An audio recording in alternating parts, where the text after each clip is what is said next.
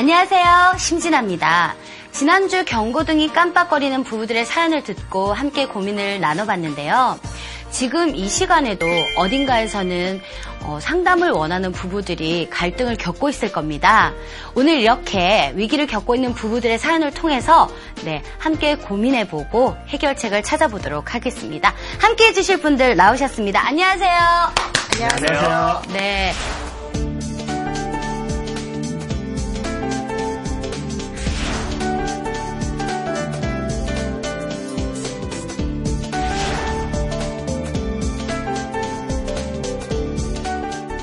우리나라 부부들이 이혼을 결심하게 되는 가장 큰 계기가 뭐가 있나요? 많은 이유들이 있겠지만은 가장 결정적인 건 상대방에 대한 신뢰도를 잃어버렸을 때 그쵸. 신뢰도가 무너지면은 모든 게 다 무너지는 거죠.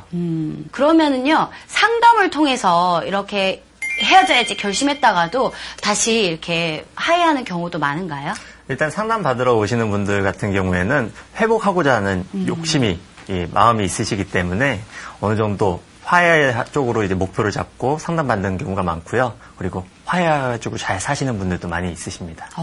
저도 이제 결혼하고 남편하고 가끔 이제 싸울 때가 있고 화가 나면 막 화가 났다가도 사소한 걸로 사르르 놓기도 하거든요. 우리 변호사님 어떠세요? 네, 저 같은 경우는 따뜻한 말 한마디에 제 감정이 다 눅눅듯이 녹아버리는 경우들이 있어요. 여자들이 사실 많은 걸 바라진 않잖아요. 명품, 다이아몬드 뭐 이런 거 여자들한테 선물해줘야지 풀릴 것이다 이렇게 생각을 하시는데 그렇지 않습니다. 다 아시다시피 여성들 같은 경우는 남편이 뭐 사소한 데 맛집을 갔더라도 맛집 좋아요. 자기야 여기 갔었는데 너무너무 맛있었어. 다음에 꼭 같이 가자. 이렇게 말 한마디 해주는 것만으로도 감정이 다 녹게 되는 경우가 많죠. 그리고 저 같은 경우는요. 제가 싸웠는데 좀 뭐가 화가 났는데 저희 엄마한테서 전화가 옵니다. 그래서 이렇게 구수한 사투리로 아이고 야야 김서방이 뭐 보냈더라 뭐 이렇게 하면 정말 눈보다 더 빨리 녹습니다. 그렇죠. 감동 두 배죠. 감동 두 배죠. 네. 이렇게 여자들은 사소합니다. 남자분들 팁을 기억해 주시기 바라고요. 그러면은 우리가 이렇게 상담을 통해서 열심히 화해시키도록 노력해야 되겠네요. 자, 그럼 화이팅 한번 해볼까요? 네, 하나, 둘, 셋, 화이팅!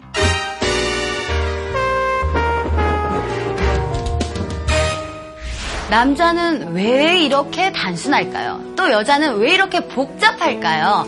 네, 같은 상황이라도 남녀가 이렇게 많이 생각의 차이가 나는 경우가 많거든요. 그래서 준비한 코너 화성남자 금성여자. 네, 오늘은 또 어떤 사연이 와 있는지 한번 첫 번째 사연부터 만나볼게요. 결혼한 지 5년 된 주부입니다. 남편과의 사이는 평소 나쁘지 않은데요. 하지만 유독 한 가지 마음에 들지 않는 점이 있습니다. 바로 친구 문제라면 열일을 제쳐놓고 달려나간다는 점입니다. 문제는 남편이 챙기는 그 친구가 혼자 사는 여자라는 겁니다. 아이가 아플 때도 나 몰라라 하는 남편은 그 여자친구가 아프다고 하면 새벽에도 그 친구에게 가고 명절에도 처가에 보내는 선물보다 더 좋은 선물을 그 친구에게 합니다. 제가 너무한 거 아니냐고 섭섭하다고 하면 남편은 학교 다닐 적 그 친구에게 많은 도움을 받았기 때문에 자기는 은혜를 갚고 있는 거라면서 오히려 저에게 의처증이 있냐며 저를 속 좁고 이상한 여자로 만들어버립니다. 가끔은 남편이 술에 취해 외박을 할 때도 있는데요. 그럴 때마다 그 여자친구가 남편이 어디 숙박업소에서 자고 있다고 저에게 전화를 해주거나 문자로 알려주는데요. 솔직히 저는 그것도 이해가 되지 않습니다. 문제는 제 남편뿐만이 아니라 다른 친구들도 그 여자친구를 특별 대우하면서 엄청 챙긴다는 겁니다.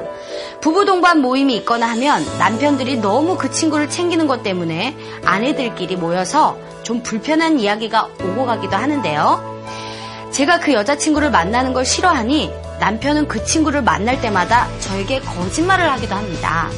아내와 아이보다 그 여자친구를 우선시하는 남편. 전 어떻게 이해해야 할까요? 이건 좀 저는 좀 이해가 안 가네요. 네, 어떻게 해야 됩니까? 내 가정이 중요한 거 아닙니까, 지금? 좀 약간 흥분되네요. 네. 이 남편 심리를 도대체 어떻게 봐야 됩니까? 남편분께서는 지금 아내분께서 이 문제를 얼마나 괴로워하고 계신지 모르시는 것 같아요. 그렇죠. 그냥 그걸로 계속 부부싸움이 일어나실 것 같은데 아내분이 하는 거는 의부증이다라는 걸 치부해버리시고 난 이렇게 계속 할 거다라고 계속적으로 이제 방어하고 계시거든요. 근데 아내분께서는 지금 굉장히 심리적으로 굉장히 불안해하시고 당연히 그런 행동들은 의심한 행동들을 늘어갈 수밖에 없고. 그럼 남편이 알게 어떻게 하면 돼요? 내가 이 정도로 괴로워. 이 정말 장난 아니야. 이거 어떻게? 그동안 계속 얘기하셨을 겁니다. 남편분이 자각이 지금 없으시거든요. 이 문제에 대해서는 주변 분들한테 다 알려야 된다고 생각을 합니다. 제가 생각해도 좀 정도가 좀 심하신 것 같으세요. 네. 거짓말 하시잖아요. 네. 거짓말로 넘어가면 더 많은 거짓말을 하실 수가 있습니다. 변호사님 같은 경우는 뭐 만약에 내 남편이 이렇게 한다 그럼 어떻게 하시겠어요? 저는 이분이 이해 가거든요. 절대 용납 못하죠. 지금 상상만으로도 전투력이 막 올라오고 있는데요. 눈이 2배로 커지셨어요. 네. 그 친구를 혼자 살고 있기 때문에 뭐 주변에 동료들이 다 같이 챙겨주고 이런 거는 좋다고 볼 수도 있겠지만 정도의 문제는 있는 거거든요. 네. 처갓집보다 더 좋은 선물을 하고 새벽에 아플 때 달려가고 이런 것들을 용인할 수 있는 아내분들이 얼마나 있겠어요. 그리고 지금은 다른 친구분들도 같이 이제 그 여자친구를 챙기고 있어서 뭐 다른 다른 아내분들도 같이 불만이 많다라고 하시는데 남녀 관계는 또 사실 언제 그 경계선을 넘을지도 모르기 때문에 아내분 입장에서는 지금은 친구일지라도 앞으로 향후에 남편이 선을 넘을까봐 굉장히 불안한 심정일 것 같아요. 맞습니다. 남편이 이 여자분과 언젠가는 바람을 필 수 있겠다는 걱정은 당연히 할 수 있잖아요. 당연히 할 수 있죠. 근데 그렇게 발전된 경우 많죠. 사실은 이제 남자가 여자를 보는 관점은 크게 2가지 종류가 있어요.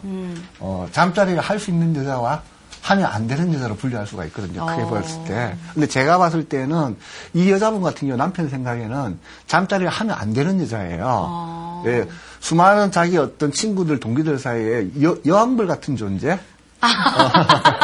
모든 친구들이 떠받들고 어떤 친구들 중심에 이 여자가 있기 때문에 일종의 보스죠, 그죠? 이 보스는 권력이니까 남자들 권력에 치중하는 성향이 있으니까 이 권력에 다가가기 위한 어떤 일반적인 소년들이 주로 나타나는 행동이라고 보시면 될 것 같고요. 혼자면 모르겠지만 모든 친구들이 그렇게 했을 때는 사실 그 여자분이 남편분한테 관심을 돌릴 가능성도 저는 없을 것 같아요. 단 부인이 그 정도 싫어하는데 부인의 생각을 좀 들어줄 필요가 있을 것 같고요. 부인도 그렇게 심하게 고민 안 하셔도 될 것 같아요. 오히려 하지 말라고 그러면 더 심한 행동할 수 있어요. 저는 그렇게 생각 안 합니다. 네.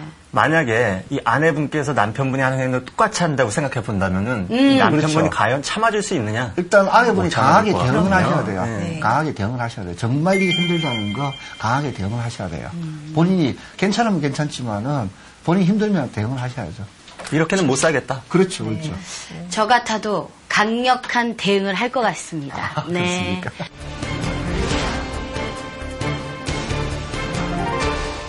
자, 그럼 2번째 사연 한번 만나보겠습니다. 결혼한 지 3년 된 30살 남자입니다. 아내는 저보다 2살 연상으로 3년 연애 후 결혼했습니다. 연애 당시 한없이 착하고 순진한 아내의 모습에 반해 결혼을 결심했는데요. 하지만 결혼 후 180도 달라진 모습에 당황스럽습니다. 결혼 후 아내는 시간과 장소를 가리지 않고 폭언을 일삼았는데요. 제가 뭐라고 하면 오히려 저에게 어린 것이 건방지다며 욕을 했습니다. 아이가 생긴 후 아내의 폭언은 더 심각해졌는데요. 말을 안 듣는다고 아이를 안고 있다가 던져버리는 경우도 있고 아이 뺨을 때리는 것도 서슴지 않습니다. 얼마 전부터 아이도 엄마의 영향을 받았는지 말을 하는 간간히 욕을 섞어서 하면서 폭력적인 행동을 보이고 있습니다. 그래서 아내에게 심각하게 정신과 상담을 받아보자고 권유했더니 집안 살림들을 부수며 화를 내면서 저에게 이혼을 하자고 하는데요. 결혼 후 폭력성을 드러낸 아내, 저는 어떻게 해야 할까요? 저는 이 사연을 딱 듣자마자 제일 걱정되는 게 지금 아이가 엄마로 인해서 지금 폭력성을 보이고 있다고 하는데요. 네, 학습이 되고 있는 거죠. 그러니까요. 나중에 폭력적인 아이로 자라지 않을까요? 네, 그럴 가능성이 너무 그렇죠. 많죠. 네. 아이들은 그 폭력성을 아무런 죄의식 없이 그것이 잘못된지도 모르고 따라서 하기 때문에 학습될 가능성이 굉장히 높습니다. 그래서 아빠가 엄마를 폭행을 한다든지 엄마한테 욕설을 한다든지 막말을 하게 되면 아이들도 아무런 죄책감 없이 그것을 따라 보고 배우면서 엄마한테 막대하는 경우들이 있어요. 그래서 이 사건에서는 남편분이 본인의 결혼 생활도 문제지만 아이를 위해서라도 저는 이 부분을 반드시 짚고 넘어가셔야 된다고 생각이 듭니다. 이 원인은 뭘까요? 부인이 어릴 때부터 어떤 성장 과정이나 성향상 폭력성을 가지고 있는지 어떤 계기에 의해서 아니면은 애를 낳고 산후 우울증 증세 때문에 이러는지 이 경우를 좀 살펴봐야 될 것 같고요. 근데 어떠한 경우든 폭력은 용납하면 안 되니까 또 폭력은 계속 방치하고 용인할수록 강도가 점점 세져요. 또 아기를 던질 정도라면은 사리 판단 능력이 많이 떨어졌다고 봐야 되니까 이럴 경우 뭐 상담이나 치료가 필요하겠지만은 그게 상담의 치료에 응하지 않는다면 남편이 좀 강력한 대응을 좀 하셔야 될 것 같아요. 경찰에 신고를 한다든지 자기가 폭력을 썼을 때 반대급부가 온다는 걸 정확하게 인식을 해서 스스로 고칠 수 있게 기회를 제공하는 게 나을 것 같습니다. 사실 정서 문제가 있어 보이십니다. 왜냐하면은 아이를 던질 정도면은 자기의 정서가 통제가 안 되신다고 보여지거든요. 이 아이 같은 경우는 이제 모델링이라는 것 때문에 이제 부모님들, 특히나 자기랑 같은 성은 이렇게 행동 같은 거를 모방을 합니다. 그러니까 그런 행동을 했을 때 아이한테 이건 잘못된 행동이야라고 아빠부터 알려줘야 된다고 생각을 합니다. 아니 근데 지금 이 남성분이 사연을 보내주셨잖아요. 그 사연에서 느껴지는 게 이 남성분은 이혼을 원하지 않는 것 같아요. 아내에게 상담도 권해보고. 그러니까 지금 해결책이 이혼밖에 없는지 저는 그게 너무 안타깝거든요. 지금은 부인이 어떤 상태인지 아는 게 중요할 것 같아요. 이게 사실 산후 우울증도 일 경우도 있으니까 이제 그럴 경우는 적절한 처방과 약물 치료로 이제 치료가 가능하니까 같이 한번 노력을 해보고 하나도 안 되면 그때 하셔도 이혼은 늦지 않을 것 같아요. 이혼이 능사는 아니거든요. 그래서 그 남편분께서 지금까지 잘 참아오셨듯이 문제 해결을 위해서 좀 더 적극적인 노력을 통해서 가정이 잘 원만하게 화합이 될 수 있다면 좋겠습니다. 아내분께서 상담에 안 가시려고 하시는 거는 본인이 잘못된 행동을 했다는 것을 어느 정도 알고 계신다고 생각이 들어요. 그리고 정서가 좀 가라앉으셨을 때는 아이한테 자기가 욕했던 거, 죄책감 같은 것도 느끼실 수 있거든요. 엄마들이 보통 그런 행동하는 경우는 별로 없으니까. 그러니까 잘 구슬리면은 남편분하고 같이 상담 장면으로 오실 수 있지 않을까라는 긍정적으로 생각합니다.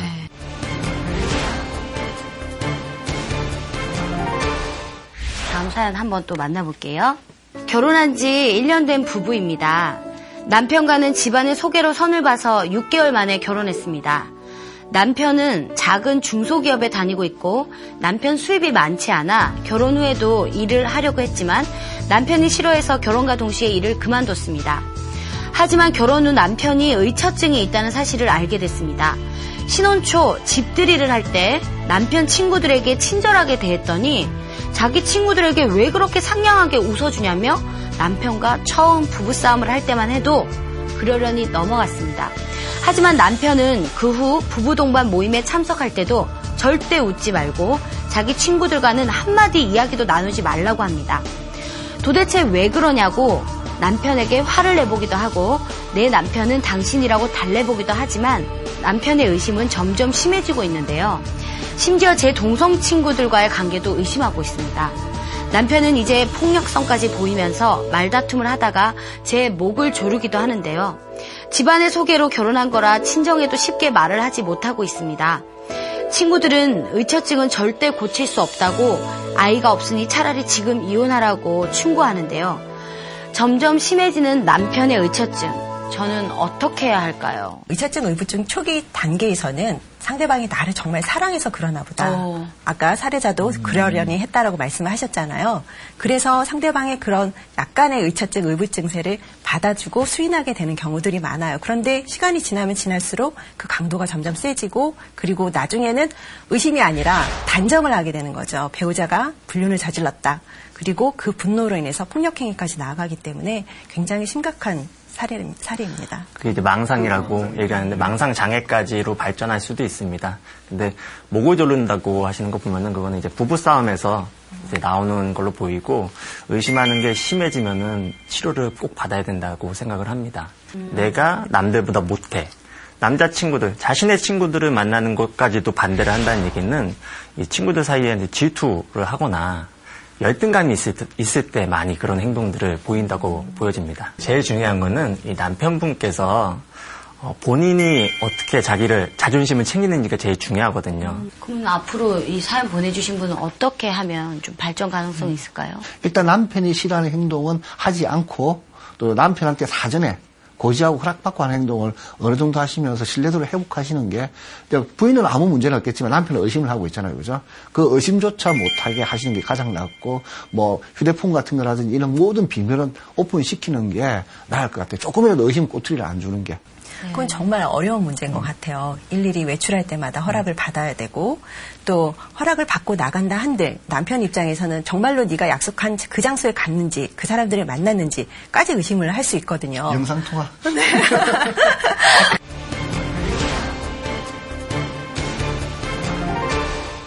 저나 남편이나 직업상 이렇게 팬들이 생기잖아요. 그 뭐 여자 팬들이 그렇죠. 김원효 씨한테 이렇게 있으면 사실 저는 오히려 그게 뿌듯하거든요. 저렇게 해줄 때 잘해야지 이런 생각을 하면서 그러니까 가끔은 연예인들 여자친구라든지 이런 분들이 그 팬에 대한 질투를 많이 할 때가 있는데 제 남편, 내 남자친구, 예, 내가 믿지 않으면 누가 믿어주겠습니까? 예, 우리 믿어줍시다.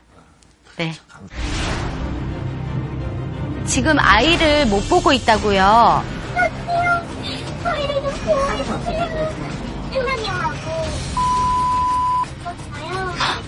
한국에 대해서 전혀 목소리 제대로 할 수 없고 도덕성 문제 아닙니까 이거? 정말 화가 나네요. 못하겠네 진짜.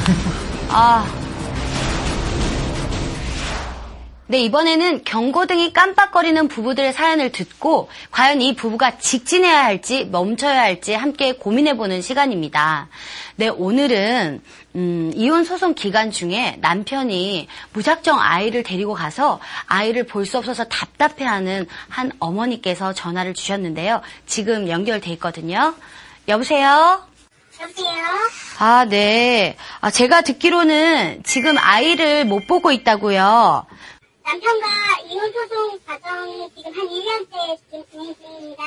근데 이제 아이가 어린이집 가는 길에 아이하고 시어머니가 나타나셔서 갑자기 아이를 그냥 일방적으로 데려갔어요. 그래서 지금 휴식이 있지 않습니다.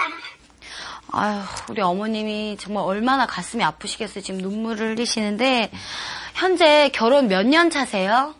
이혼 소송 전까지 7년째예요. 지금은 이제 8년째. 이혼 소송을 하게 된 어떤 특별한 계기가 있었나요? 네, 제가 집에서 포지터 작업을 하고 있었는데 남편이 상간녀하고 동영상을 찍었어요. 그걸 제가 집에서 혼자 작업을 하다가 그걸 못 걷고서 저와 저의 아이는 친정집에 데려다 주셔서 남편이 그렇게 했습니다. 그래서 이혼 소송을 진행하고 있는 거고요. 그리고 우리 상간녀는 제가 알고 있는 사람이에요. 같은 대학원 출신의 어머. 선배를 지내면서 그렇게 지냈던 사람이었고 같이 이름고시도 준비했었던 사람이었습니다. 아니, 남편은 그 동영상을 봤다고 했을 때 뭐라고 하던가요?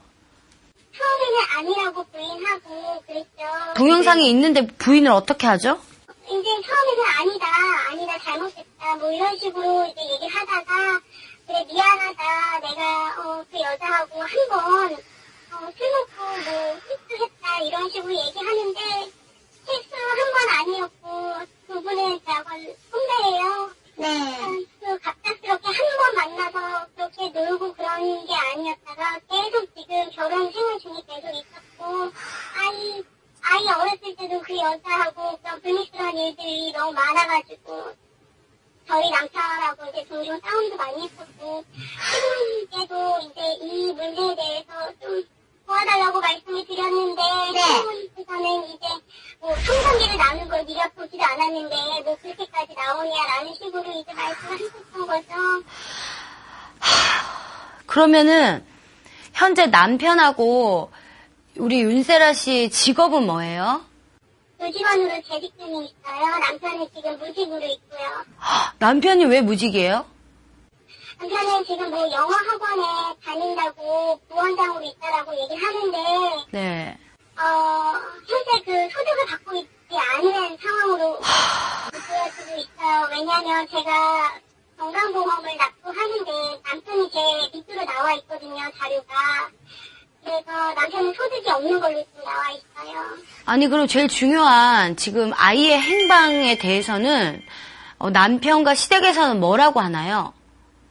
우선 경찰 관계자들께는 이제 뭐 기존에 원래 살던 집에 살고 있다라고 이제 진술했다라고 하더라고요. 근데 제가 정말 아이 그렇게 다 강제로 데려가고 나서 제가 하루도 못 자고 거기 그 집을 서성거리는데도 한 번도 안 나타나요. 없어요. 그 아이를 어디에 있는지조차도 모르는데 현재 경찰 관계자분들은 아버지가 데려간 것이니 어쩔 수 없다 뭐 이렇게 말씀을 하시더라고요. 저한테는 납득이 안 가요. 어떻게 저렇게 아버지 생물학적인 아버지라고 해서 그렇게 일방적으로 아이를 그렇게 유괴하다 싶은 것인지 그 아버지라는 이명화에 그냥 제가 한 가지 질문 좀 할게요. 지금 경찰관이라고 말씀을 하셨는데 아이를 데려갔다고 해서 혹시 형사 고소를 하셨나요? 네, 했습니다. 미성년자 약식 고소를 했어요. 미성년자 약식죄로 고소를 했음에도 불구하고 가정 문제라고 아버지가 데려갔기 때문에 문제되지 않는다라고 경찰관들이 얘기를 했다는 말씀이세요? 네, 맞습니다. 그게 제일 억울한 점이에요.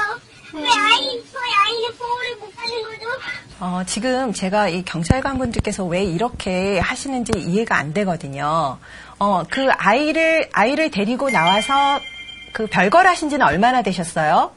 1년 넘었습니다.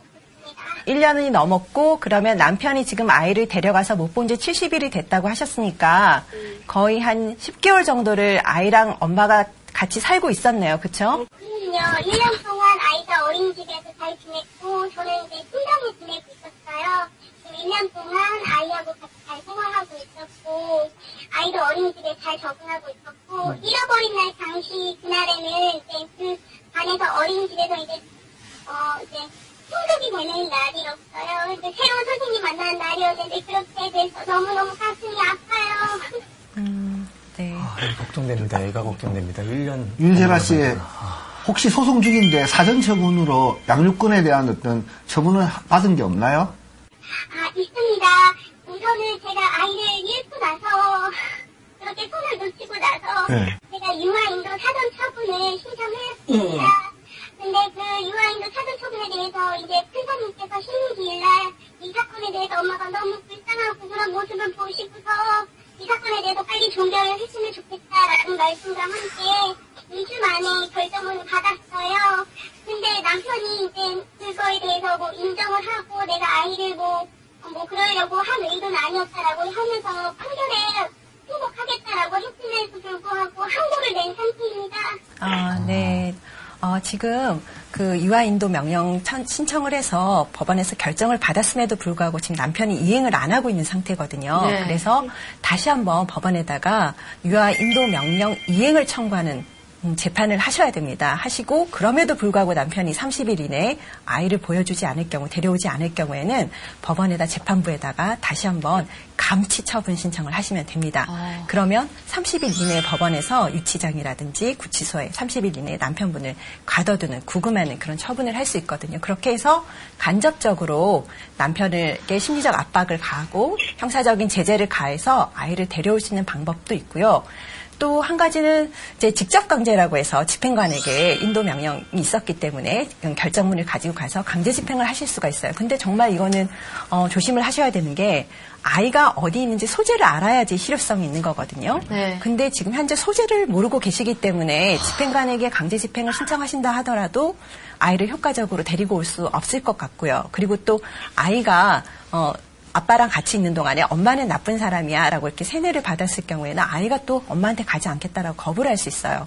아이가 어느 정도 의사 능력이 있어서 이렇게 거부를 하는 경우에는 또 집행관이 아이의 의사에 반해서 강제로 데려오기도 힘든 그런 상황이거든요.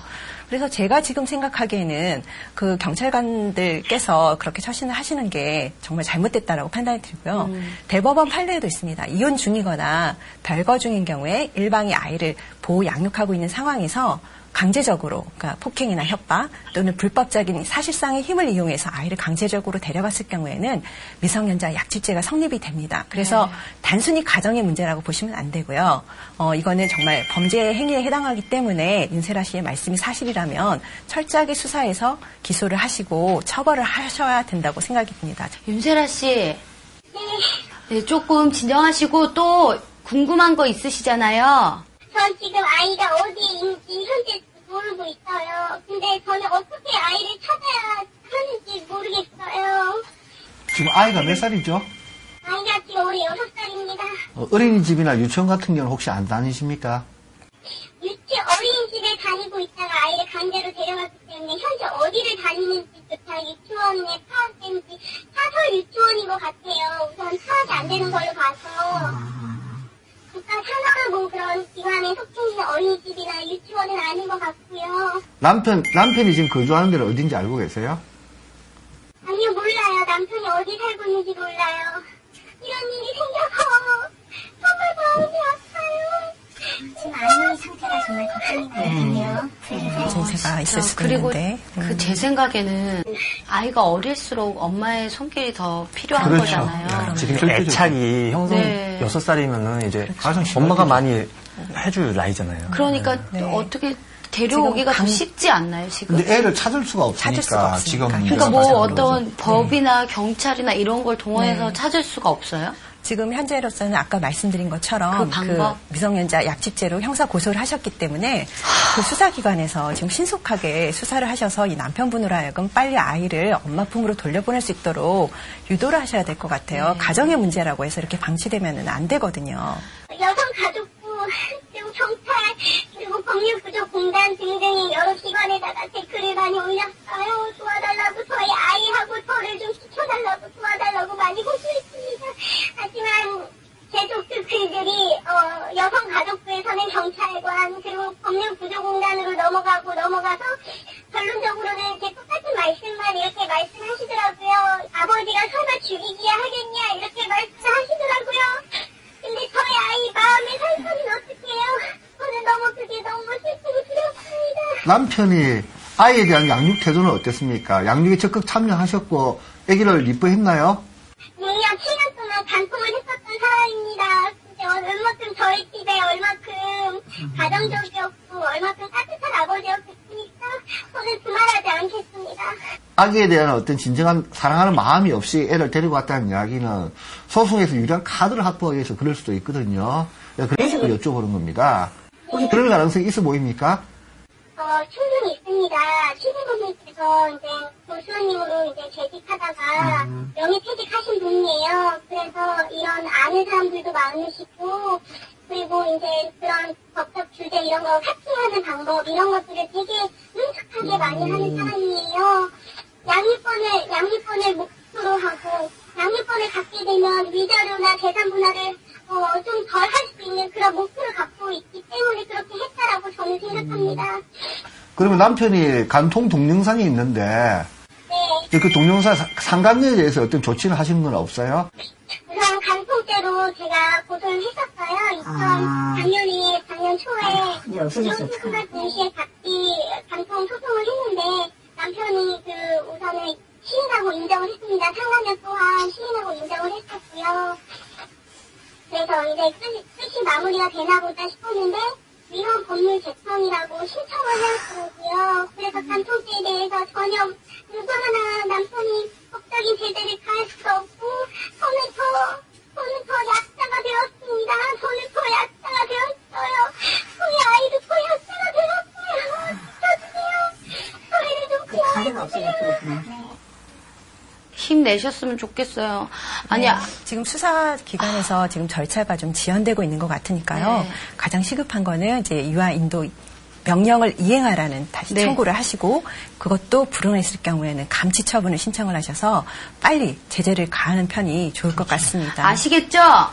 네, 알겠습니다. 빨리 하시고 정말 아이를 보지 못하는 우리 엄마의 마음이 얼마나 아프고 슬프겠습니까? 그래서 우리 윤세라 씨도 빨리 해가지고 잘 해결돼서 아이와 엄마가 빨리 만나기를 저희도 기도할게요.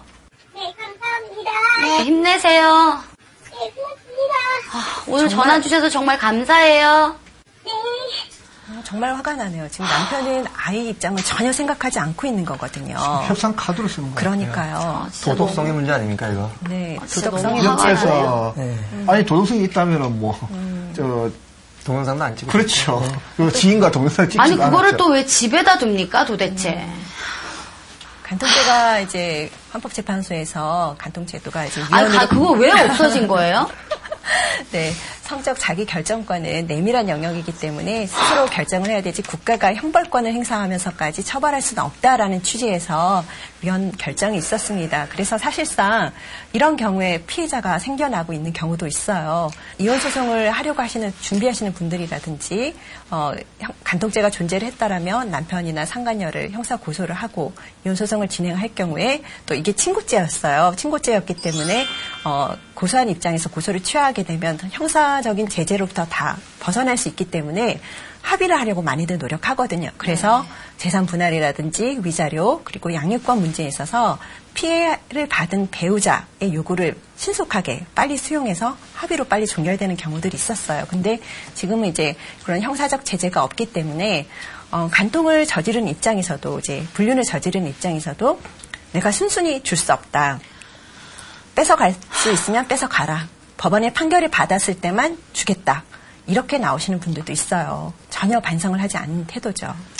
모르겠습니다. 제 개인적인 입장으로서 너무 화가 나고 네. 정말 우리 윤세라 씨 진짜 너무 힘내셨으면 좋겠고 저 엄마의 저 절실한 저 음성이 너무 가슴 깊이 오네요. 정말. 본인도 그렇지만 아기가 지금 가장 힘들 때인데 그게 진짜 제일 걱정입니다. 죄책감을 느껴야 된다고 생각합니다. 제 생각에는. 네, 맞습니다. 네. 이렇게, 혹시 나도 상담을 좀 받아보고 싶다 하시는 분들은요, 저희 쪽으로 연락을 주시면 저희가 도움을 드리겠습니다. 전화번호 02-3772-0224번으로 주시고요. 문자로도 신청이 가능합니다. 샵 3772번으로 신청 상담해 주시면 되겠습니다. 이혼을 진행 중이신 한 남성분이 나오셨는데요. 한 달에 카드 빚이 한 1,000만 원 이상. 교회를 안 다니면은 악마라는. 자식을 사랑한다면 절대 해서는 안 될 짓인데. 폭행을 해가지고 제가 또 갈비뼈가 또 2개 정도. 아이가 그 장면을 봤나요, 혹시? 예, 봤습니다. 무슨 사이 하셨네요? 네, 지금 스튜디오에는 처가의 일방적인 간섭과 무리한 금전 요구로 인해 이혼을 진행 중이신 한 남성분이 나오셨는데요. 네, 박재민 씨 안녕하세요. 안녕하세요. 예, 많이 힘드실 텐데 이렇게 어려운 걸음 해주셔서 너무너무 감사드리고요. 지금 상황을 좀 설명을 부탁드려도 될까요? 저는 지금 결혼 8년 차이고요. 지금 현재 이혼 소송 중입니다. 이혼 소송의 쟁점은 양육권 부분하고요. 그다음에 재산 분할하고 위자료 등 이런 문제로 지금 이혼 소송 중에 있습니다. 이혼 소송을 하시게 된 이유는 뭘까요? 처가 쪽의 일방적인 그런 간섭과 그다음에 저희 가정의 경제적인 부분, 양육 부분, 모든 가장으로서, 아빠로서, 남편으로서의 역할을 수행을 할 수 없어서 이혼을 하게 됐습니다. 좀 구체적으로 좀 설명 부탁드릴게요. 연애 시절에는 자신의 가족이 직장 생활을 하고 자신이 이제 채무 관계가 없다라고 저는 알고 있었고요. 네. 학벌 부분도 저는 이제 정규대학을 이제 나온 걸로 저는 그렇게 들었는데 전혀 사실과 다른 그런 상황을 알게 됐고. 빚은 많았고 학벌은 차이가 많이 났나요? 정규대학 나왔다고 하길래 이제 저는 4년제 대학 나온 줄 알았는데 2년제 전문대학을 졸업을 했고요. 그리고 이번 이혼 소송을 하면서 사실조회 부분을 이제 확인하는 과정에서 카드 돌려막기 이제 한 달에 카드 빚이 한 1,000만 원 이상 계속 발생해서 계속 카드 빚을 이제 돌려막다가 최근 2년 전에 퇴직금을 당겨받아서 아이고. 그 카드 빚을 또 갚고 그런 지금 상황이고 제가 틈틈이 모아서 이제 준 돈을 동생 차 구입하는데 이제 지원을 해주고 몇천만 원씩 동생한테 입금을 해주고. 직장생활 아가씨가 결혼하기 전인데 그렇게 빚이 많이 졌다는 게 좀 이해가 안 되는데 뭐 다른 이유가 있나요? 제가 판단하기에는 장인어른이 일찍 돌아가셨어요. 그러면서 이제 장모 혼자 수입이 없고 가정을 꾸려나가는 부분도 있고 그리고 처남이 있고 처형이 있는데 다 나이가 40대를 넘어섰는데 특별한 그 직장 생활을 하지 않는 무직자로 생활을 해오고 있습니다. 그러면 사실상 아내분께서 처가의 경제적 가장 노릇을 하신 거네요? 예, 제가 이제 이번 이혼 소송을 통해서 알게 됐지만 이제 거의 소녀가장 생활을 한 것 같다는 생각이 들었습니다. 월급이라든지 어떤 와이프의 월급도 다 그러면은 어떻게 누가 관리를 했나요? 저희 수입은 이제 저희 처가 관리를 했는데 반대로 저희 처의 그 수입과 지출에 대해서는 철저히 비밀리에 이제 관리를 했습니다. 그래서 되게 궁금했어요. 월급이 얼마 나오고 지출이 어떻게 되고 항상 그런 거를 물어볼 때마다 이제 왜 남자가 쪼잔하게 그런 걸 간섭을 하느냐. 알아서 엄연히 잘 할 건데. 그래서 장모가 먼저 그런 말씀을 하시고 계속 그런 문제로 나중에는 이제 계속 다툼이 있었습니다. 그럼 장모님이 돈을 관리하셨으면은 좀 현금은 좀 저금은 좀 축적이 돼 있나요? 저금이 거의 없습니다. 괜찮은 직장에 다니는 걸로 알고 있는데 네네. 좀 상당한 돈이 축적돼야 되는데 그런 부분은 어떻게 된 거죠? 그런 부분이 상당히 저는 염려가 됐는데 저금을 한다고 하는데 실제 보니까 이제 친구한테 빌린 돈도 있고 이번에 좀 돈이 부족하니까 좀 저한테 돈을 갚아달라 뭐 그래서 제가 적금을 부었던 부분 일부 금액을 이제 깨고 갚아주는 경우도 있었고 그래서 실제로 저금을 할 수가 없는 상황이었습니다. 예. 용돈 같은 거 받아서 생활하셨어요? 30만 원에서 50만 원 사이 왔다 갔다 합니다. 실례지만 연봉이 좀 대기업 어떤 과장급 수준은 되시는 거죠? 네네. 그런데 한 달에 한 30만 원에서 50만 원 정도만 본인이 사용하시고 나머지는 전체 장모님한테 이제 관리하게 드렸는데 저한테 드렸는데 지금 남은 돈이 하나도 없다. 예. 무슨 사위 하셨네요? 예. 아까 말씀하셨는데 이제 양육권 일방적으로 또 뺏기셨다고요? 제가 이제 이혼 소송을 하면서도 이제 제가 거의 돌보았는데 갑작스럽게 이제 그 애 방학을 맞으면서 애를 데리고 이제 처가 쪽에 잠깐 있다 온다 방학 기간 동안 그리고 연락을 이제 두절을 하고 면접 교섭권은 지금 시행되고 있나요? 결정문이 어떻게 났냐면 가정법원에 있는 센터에 네. 월 2회 실시를 하고 유치원 학교에는 절대 출입을 금하고 졸업식 때는 2시간 면회를 시행하도록 하겠다라고 그렇게 결정문을 받았는데 네. 그 면접 교섭을 하려고 했는데 센터에 또 룰이 규정이 있어서 거절을 받았습니다. 그래서 어떤 사유로 거절을 받으셨죠? 이혼 상태가 아니기 때문에 면접 교섭을 하기 어렵다. 만약에 조정판사가 그렇게 판결을 내렸다 하더라도 센터에 운영하는 판사분이 계시기 때문에 그분의 또 의견에 따라서 결정이 났고 이혼을 하고 나서 운영을 하는 걸로 하겠다라고 그렇게 결정이 났습니다. 그래서 센터의 면접 교섭은 지금 1년 동안 못하고 있는 상황입니다. 네. 너무 1년 동안 아이를 못 봐서 너무 고통스러우시겠어요. 네. 어디 있는지는 아시는 건가요? 모릅니다. 제가 궁금해해서 물어봐도 절대 얘기를 해주지 않고요. 그리고 법원에서도 그렇게 비밀을 또 유지하도록 그렇게 해주고 있는 상황인 것 같습니다. 제가 실은 그 유치원 졸업식 때 그 결정문에 의거해서 2시간 정도 면접을 하려고 이제 갔었어요. 저희 가족들하고. 아이는 아예 보지도 못하고 그 처남이 아이를 이제 못 보게 막아서면서 아이가 만나기 싫어하니까 가라. 반말로 하고 욕설을 하고 폭행을 해가지고 제가 또 갈비뼈가 또 여기 정도 유치원 졸업식장에서 그런 그러니까 사람들이 많이 밀집돼 있는 곳에서 이제 몸통으로 이렇게 밀고 그러니까 티가 안 나게 이렇게 실랑이를 벌이면서 이렇게. 아이가 그 장면을 봤나요 혹시? 예, 봤습니다. 그러면 지금 아까 그 처남이 그 아이가 보기 싫다고 말했다고 했는데 그럼 실제로 어떤 아이에게 어떤 아빠는 나쁜 사람이야 이렇게 혹시 세뇌를 시키거나 이런 게 있었던 거고? 네, 그 전부터 교회를 안 다니면은 악마라는 그런 걸 계속 얘기를 하고 와이프가 집을 나가면서 이제 짐 정리를 하면서 발견된 건데 제 이름을 이제 거의 기도문이라고 이제 쓰면서 법원에서 제가 말을 못하게 하고 자신이 얘기하는 거는 시댁의 귀에 들어가지 않게 하고 제가 하는 모든 일이 잘못되게 하고 이런 부분에 대한 기도문을 이제 써가지고 부적처럼 가지고 다녔더라고요. 기도문이 아니고 주문이네요. 근데 제가 그 기도문을 본 순간 너무 소름이 끼쳐가지고 세상에. 아니 종교를 믿어도 참 잘못 믿는 사람들이네요. 그죠? 그거보다 더 가슴 아픈 거는 아이에게 그렇죠. 예. 아빠가 교회를 다니지 않는데 그렇죠. 악마다. 지금 가장 문제가, 물론 경제적인 문제도 문제지만은, 이렇게 해서 이제 극렬하게 대립됐을 경우 애들한테 세뇌를 시키는 경우가 많아요. 가장 조심해야 될 게, 이혼을 하더라도 부모 자식 관계가 소멸되는 건 아니거든요. 그렇죠. 부부 관계가 소멸되더라도 아무리 욕을 해도 자기 아빠잖아요. 자기 엄마고. 그러면은 상대를 욕을 하면 결국 애는 내가 나쁜 사람의 자식이 되는데, 자식을 사랑한다면 절대 해서는 안 될 짓인데 지금 그런 짓을 반복하고 있는 거죠. 부인은 애기 보는 문제에서 전혀 반대를 하고 있는 거죠. 최근에 이제 조정기일이 잡혀서 갔는데 그동안 1년치 그 양육비를 또 요구를 하더라고요. 그동안 애를 돌봐줬으니까. 그런데 판사님께서는 애를 못 보게 했고 애를 보는 시점부터 양육비를 지급하는 거로 하겠다라고 이제 그렇게 조정을 해주셨고요. 그리고 지금 박재민 씨 같은 경우는 앞에 윤세라 씨와 좀 이렇게 반대되는 경우잖아요.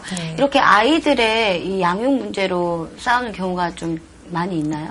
네, 이혼 소송에서 가장 치열한 부분이죠. 아이를 누가 키울 것인가, 내가 서로 자기가 키우겠다라고 할 때는 이혼 소송이 굉장히 치열해지고 오래 갑니다. 근데 제 경험상에는 사실은 이게 양육권 가지고 소송의 유리한 고지를 증명하기 위해서 이용하는 사람들도 가끔 있어요. 좀 더 유리한 합의금이나 그 재산 분할 받아가기 위해서 이제 애를 키울 마음도 없으면서 그렇게 정략적으로 이용하시는 분들이 있어요. 저희 회사에서 이제 지원되는 단체 상해보험, 가족보험이 있어요. 그래서 처가 쪽에 이제 장모랑 제 자식, 그리고 이제 저희 부모님 그렇게 했는데, 부모님이 최근에 그 암 수술을 하셨어요. 저희 부모님으로 이제 요번에 목돈이 들어왔어요, 수술비로. 근데 그 비용을, 몰래 다 사용을 한 거예요.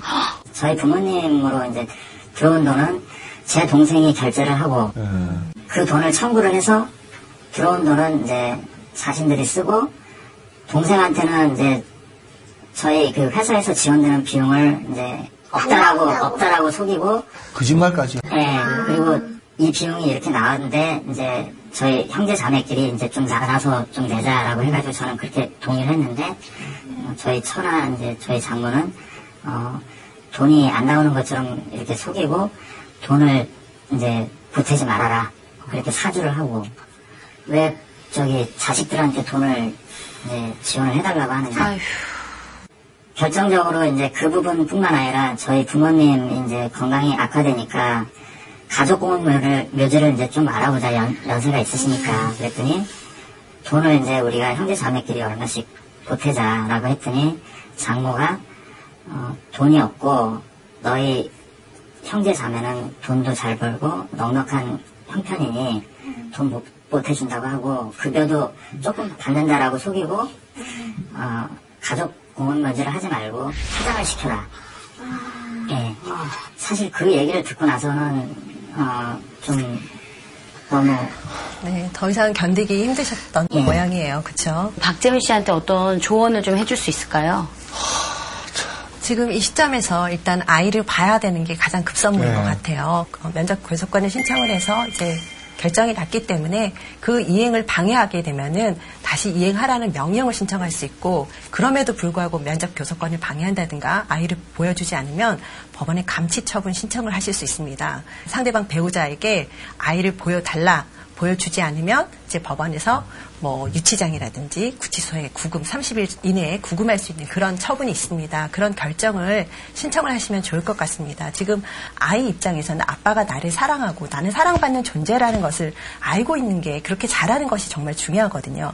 근데 부모 입장에서 아이를 양육하고 있는 일방 입장에서 자기의 욕심이 앞선 나머지, 그리고 상대방 배우자에 대한 증오심으로 아이한테 상대방 배우자에 대해서 잘못된 인식을 심어주는 경우들이 있어요. 그거는 아이를 위해서 정말 바람직하지 않습니다. 그 부분은 정말 경계를 하셔야 되는 부분입니다.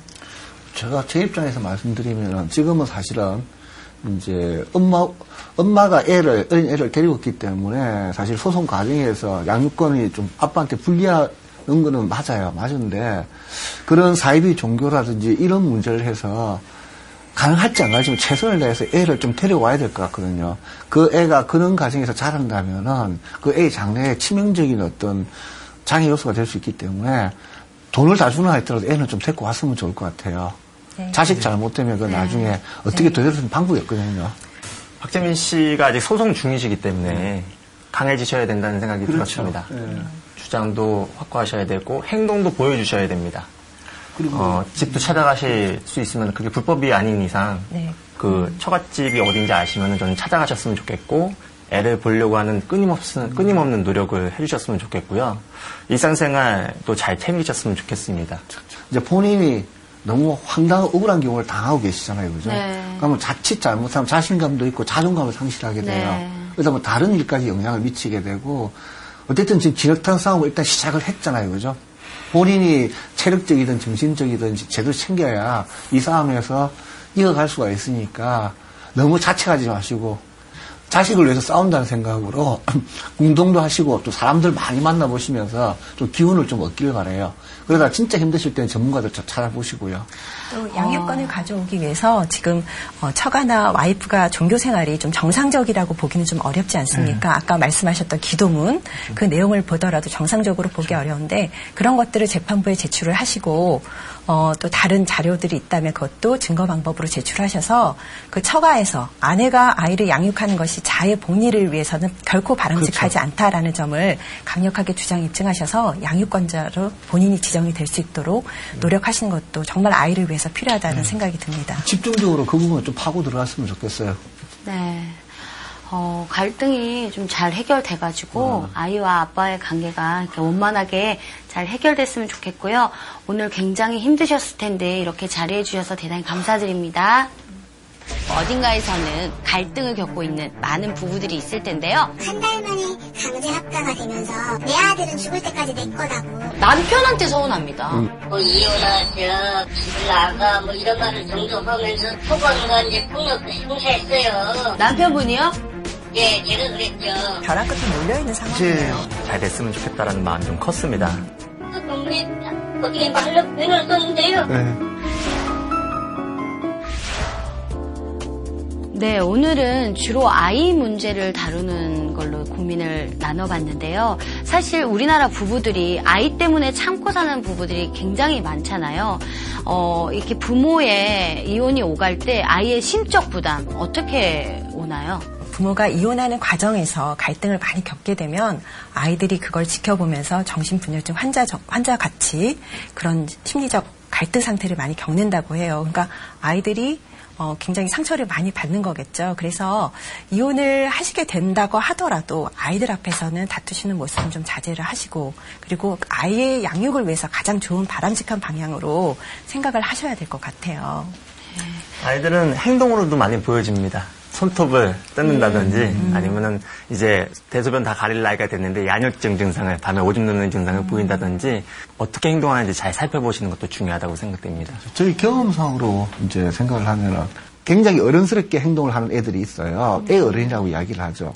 빨리 듣죠. 근데 어른들이 볼 때 철이 빨리 들고 애가 굉장히 어젓하다고 착각을 하지만은 그런 애들은 어떤 심리냐면은 더 이상 버림을 받지 않기 위해서 착한 척하는 착한 애 코스프레에 빠진 애들이거든요. 그런 애들이 어떻게 제대로 성장하기 힘들겠죠, 그죠? 그게 사춘기까지 이어진다면 얼마나 힘들겠어요. 가슴에 엉덩이를 풀어줘야 되는데 이런 부분들이 어른들이 잘 봐야 돼요. 그래서 이혼할 때는 가능하면은 싸우지 않고 잘 마무리할 수 있도록 해야 돼요. 내일은 스승의 날이기도 하지만 세계 가정의 날이기도 합니다. 옛말에 가와만사성이라는 말이 있잖아요. 그만큼 우리 선조들도 가정의 화목을 제일 중요시했던 것 같은데요. 우리 위기의 부부들도 이 말을 되새기면서 가정의 소중함을 한 번 더 되새겼으면 좋겠습니다. 남편 혹은 아내와의 갈등으로 힘들다고 느끼시는 분들 혼자서 속 끓이지 마시고요. 저희가 도와드리겠습니다.